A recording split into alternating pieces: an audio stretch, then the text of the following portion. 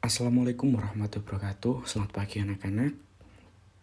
Pada pertemuan PPKN hari ini, kita sudah masuk di bab 5, yaitu kita akan mempelajari tentang Sumpah Pemuda dalam Bingkai Bhinneka Tunggal Ika.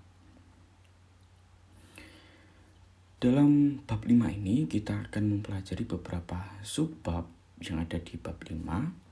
Di antaranya, subbab yang pertama ada arti dan makna Sumpah Pemuda dalam perjuangan kemerdekaan Republik Indonesia. Subbab yang kedua yaitu memaknai semangat kejuangan pemuda dalam perjuangan kemerdekaan Republik Indonesia. Dan subbab yang terakhir yaitu nilai semangat pemuda masa sekarang. Nah, hari ini kita akan mempelajari subbab yang pertama yaitu tentang arti dan makna Sumpah Pemuda dalam perjuangan kemerdekaan Republik Indonesia. Sebelum masuk ke materi, Bapak akan sedikit mengulas tentang bab 5 ini. Bahwasanya banyak sekali perubahan di belahan dunia ini itu dipelopori oleh para pemuda. Jadi banyak sekali perubahan-perubahan di dunia itu adanya peran besar dari seorang pemuda. Di negara Indonesia ini, di negara Kesatuan Republik Indonesia ini, itu lahir karena dipertegas oleh sikap dan komitmen pemuda untuk berbangsa satu dan bertanah air satu Indonesia.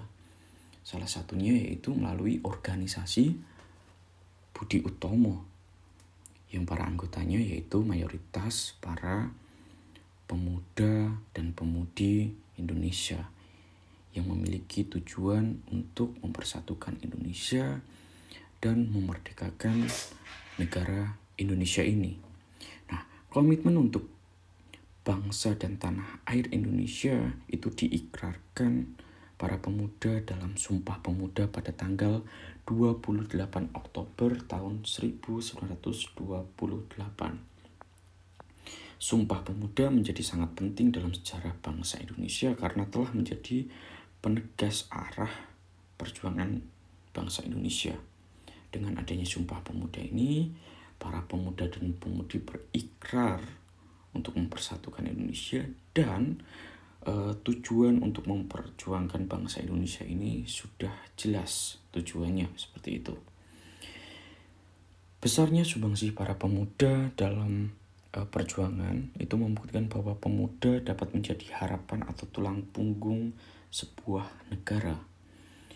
Soekarno pernah menyatakan, "Beri aku 1000 orang tua, niscaya akan kucabut Semeru dari akarnya. Beri aku 10 pemuda, niscaya akan kuguncang dunia." Nah, begitu besarnya peran pemuda Indonesia dalam mencapai kemerdekaan sepatutnya dipahami oleh generasi penerus bangsa saat ini.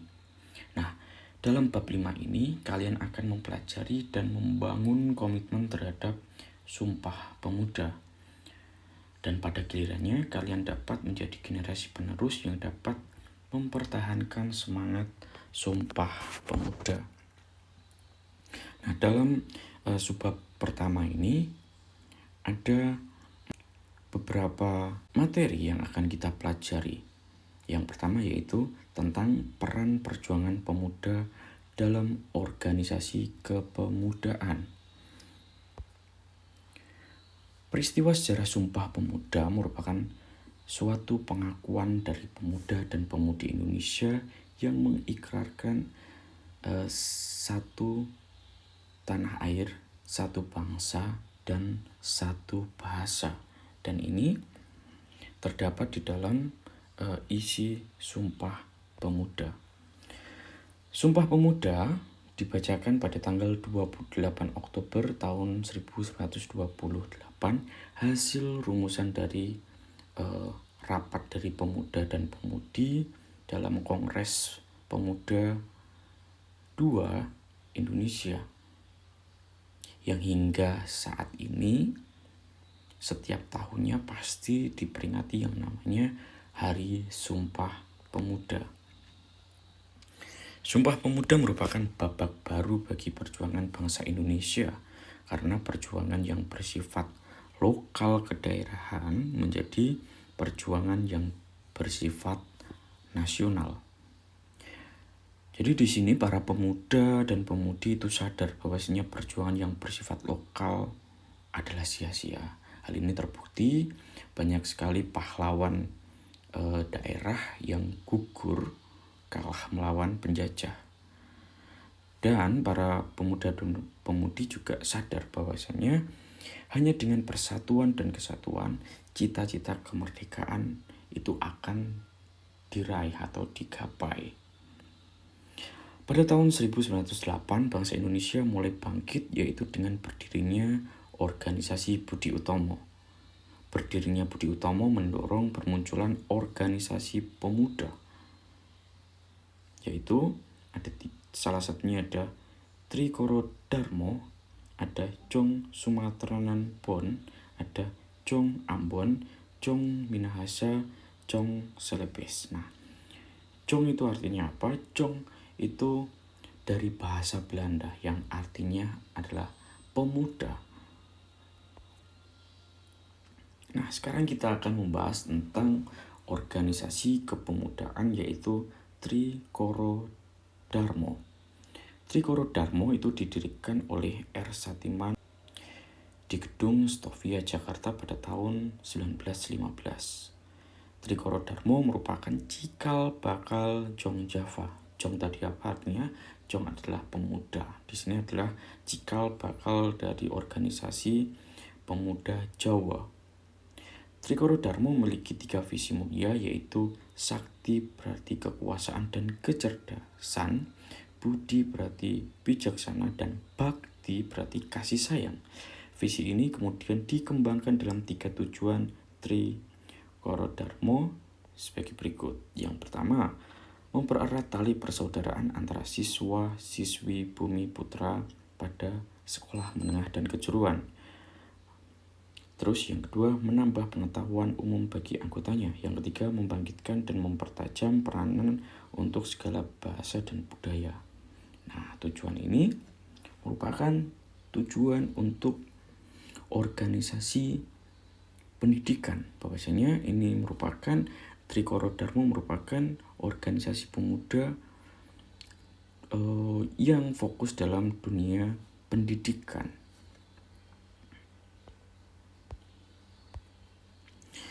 Dalam kongres pertamanya di Solo pada tanggal 12 Juni 1918, Trikoro Darmo mengubah namanya menjadi Yong Java. Kongres ini juga menetapkan perubahan haluan yang awalnya organisasi pendidikan menjadi organisasi politik. Nah, dalam kongres selanjutnya di tahun 1926, Yong Java menyatakan dalam anggaran dasarnya hendak menghidupkan rasa persatuan seluruh bangsa Indonesia serta kerjasama dengan semua organisasi pemuda dalam rangka membentuk keindonesiaan. Dengan demikian, organisasi ini menghapus sifat Jawa sentris serta mulai terbuka bekerja sama dengan pemuda-pemuda bukan Jawa. Nah, jadi yang awalnya Yong Java ini adalah organisasi atau perkumpulan orang Jawa dengan kongres yang diadakan pada tahun 1926, Yong Java ini berubah haluan yang mempunyai tujuan untuk persatuan seluruh bangsa Indonesia yang bekerja sama dengan organisasi-organisasi kepemudaan yang lain seperti itu. Sekarang ada organisasi Jong Sumatranan Bon, organisasi kepemudaan Persatuan Pemuda Pelajar Sumatera atau Jong Sumatranan Bon itu didirikan pada tahun 1917 di Jakarta. Pada kongres ketiga, Jong Sumatranan Bon itu melontarkan pemikiran dari Muhammad Yamin yaitu anjuran agar penduduk Nusantara menggunakan bahasa Melayu sebagai bahasa pengantar dan bahasa pemersatu. Yong Sumatranbon melahirkan tokoh-tokoh besar seperti Muhammad Hatta, Muhammad Yamin, dan Bahdar Johan. Selanjutnya ada Chong Ambon, Chong Minahasa, dan Chong Celebes. Chong Ambon itu didirikan pada tahun 1918, selanjutnya antara 1918 sampai 1919 berdiri Yong Minahasa dan Yong Celebes. Salah satu tokoh yang lahir dari Persatuan Pemuda Minahasa adalah Sam Ratulangi. Sam Ratulangi merupakan seorang pahlawan nasional. Organisasi pemuda lainnya yang bergerak untuk mewujudkan cita-cita Indonesia merdeka adalah ada Sekar Rukun dan Chong Batak. Nah, semua organisasi ini nantinya akan mendorong lahirnya Sumpah Pemuda. Nah, ini merupakan materi kita pada hari ini. Sekian penjelasan dari Bapak. Wassalamualaikum warahmatullahi wabarakatuh.